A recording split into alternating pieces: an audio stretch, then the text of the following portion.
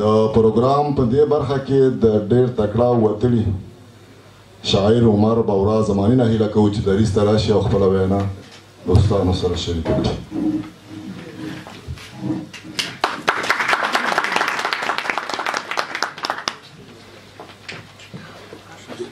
د لوی سپېڅلي څښتن تعالی په سپېڅلي نامو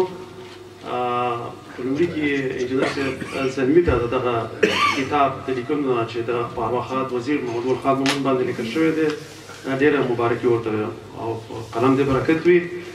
ما غوښتل زه خبرې وکړم خو پوهان صاحب هغه د ارواښاد مومند بابا په حکم ادبیاتو حکم دغه طرف چې و هغه هغې وکړو. یون صاحب په خپلو خبرو کې د خپلواکۍ د هغې کومه مبارزه چې وه په هغې خبرې وکړې، خو زه بیا هم یو څو خبرې د هغې په یو دغه کوم ځکه انجینر صاحب ته مخکې اشاره وکړه او هغې ویلې چې نورو قومونو فتحې کړي دي او زموږ قوم صرف پښتنو جنګ کړی دی. نو په همدغه لحاظ باندې هغې چې کله ما د مومند بابا په باره کې د انټرنیټ د لارې پلټنه کوله نو ما چې ولیدل په دې باندې زیاتره لیکنې غیرو پښتنو کړې وې او هغې کې په دې باندې د تبعیض، تعصب، فاشست تورونه یې پرې لګولي وو. حتی ځینې پاس یې لیکلي وو چې محمد ګل خان مومند بابا او بیا یې لیکلي وو چې قوم کې دا شینواری و. نو دا دې ته دغه کېدو چې هغې صرف هغه کوم تعصب سره چې لیکنې کولې حتی د دوی هغه کړنې د دوی هغه عمل هغې هم لوستلی نه و خو صرف پسې لیکنې کولې. نو بیا په دې کې چې دی دا په همدغه خاطر باندې چې دی بابا غوښتل چې د افغانستان او خاص کر هغه سیمې چې هلته د پښتنو اکثریت یې په هغه سیمو کې باید پښتو د دفتر ژبه شي. دې د کومې بلې ژبې خلاف نه خبرې کړې وې نه هغه د منځ وړلو نه خبره کولې او هغې دا خبره هم کوله چې دغه نور واړه قومونه دي باید دې ته هم د دغه ژبې حق ورکړی شي ځکه هغه په دې پوهېدو که چیرې په یوه ژبه د دفتر ژبه نه شي هغه د اقتصاد ژبه نه کېږي او چې بیا د اقتصاد ژبه نه هغه د ضرورت ژبه نه ګڼل کېږي او چې کله په د یوې ژبې ضرورت نه وي هغه بیا په هغه ژبه بیا مخکې پرمختګ نه کوي. هغې کې خپله هغه د ژبې وګړي چې لکه اوس دا زموږ پښتانه هغه هم بیا پکې زده کړې نه کوي ځکه یو لوی د دې بېلګه دا ده چې که موږ وګورو په پښتونخوا کې تقریبا 80 میلیونه زموږ پښتانه اوسېږي خو هلته چې دی خاص کر شخصي مکتبونو کې هلته پښتو نشته. ولې نشته دی؟ هغه ځکه نشته چې وروسته دغه ژبې ته ضرورت نشته ځکه دا دفتر ژبه نه ده دا د اقتصاد ژبه نه ده دا هلته کارول کېږي نه. نو که چېرته یو پښتون مور او پلار دا هم وغواړي چې خپل یو ماشوم د پښتو ښوونځي ته ولېږي او 14 کاله زده کړې وکړي وروسته بیا په هغې کې کار نه وي نو هېڅکله به یو د ماشوم مور او پلار دا فیصله ونه کړي چې خپل زوی داسې یو ښوونځي ته ولېږي چې هلته په پښتو باندې هغه بیا داسې یو ښوونځي ته لېږي چې هلته پښتو هغه د کار ژبه چې وروسته په دفتر کې استعمالېږي هغې ته بیا لېږي چې اقتصاد ورسره تړلی ځکه چې موږ په دې پوهېږو لکه ځکه دا ډېر اروپایي پوهان دا لیکي چې د انسان د ضرورت لپاره کالي ډوډۍ روغتیا او دغه شی نه چې دي دا ورته ډېر اړین دي نو د دغې لپاره کار ضرورت دی او اقتصاد دی او د اقتصاد لپاره په نړۍ کې دا ټول جنګونه چې دي دا هم د اقتصاد لپاره کېږي. نو دې په خاطر باندې زه دې یو دغه که موږ وګورو که محمود غزنوي نه راواخله تر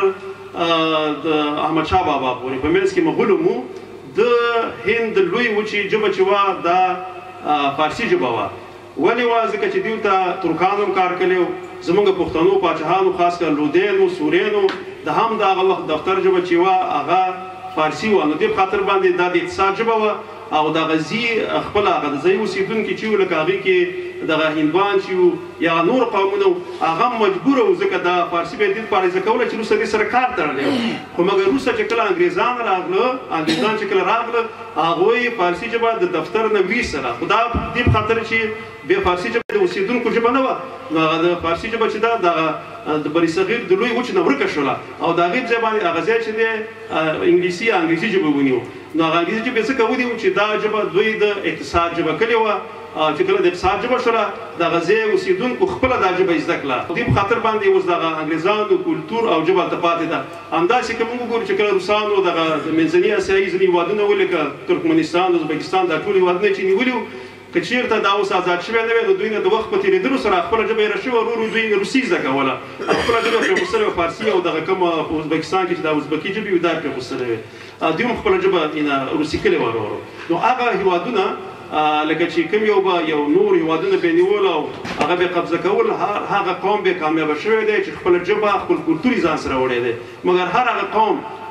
چې هغه کلتور او ژبه ځان سره ته وړي د وخت په تېرېدلو سره هغه قوم همالته ورک شوی دی او هغه ژبه هم ورکه شوې ده په دې کې خاص کر موږ وګورو دا د منګول دا د چنګیز خان کورنۍ چې وه تر اروپا را رسېدلې وه خو دوی خپلې ژبې ته خپل کلتور ته کار نه کوو د وخت په زمان او تېرېدلو سره هغه ژبه هر څه ورک شو داسې پښتانه واکداران چې کله په هند باندې حکومت خاص کر د لودیانو په وخت کې تقریبا اووه کاله دې هلته حکومت وکړو خو خپله ژبه هلته رسمي کړې نه وه دفتر ژبه نه وه د اقتصاد ژبه نه وه هغه خپل هغه پښتانه مالته ورک شول او هغه ژبه چې وه هغه څه ونه هغه کوم اثار چې اوس دي هلته په محلونو او په دې شیانو باندې چې لیکل شوي دي هغه اوس هم په دري یا فارسي ژبه دي نو څوک پوهېږم نه چې دلته کله پښتون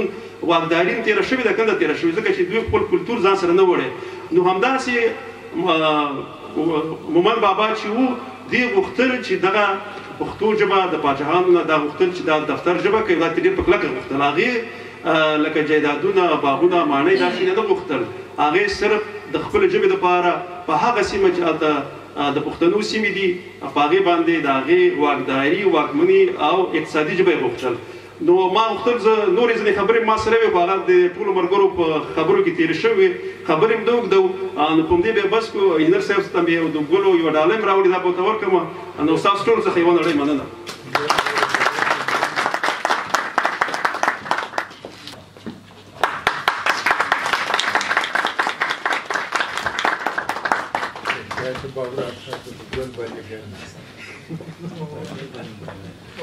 د عمر بورا زماني څخه نړۍ مننه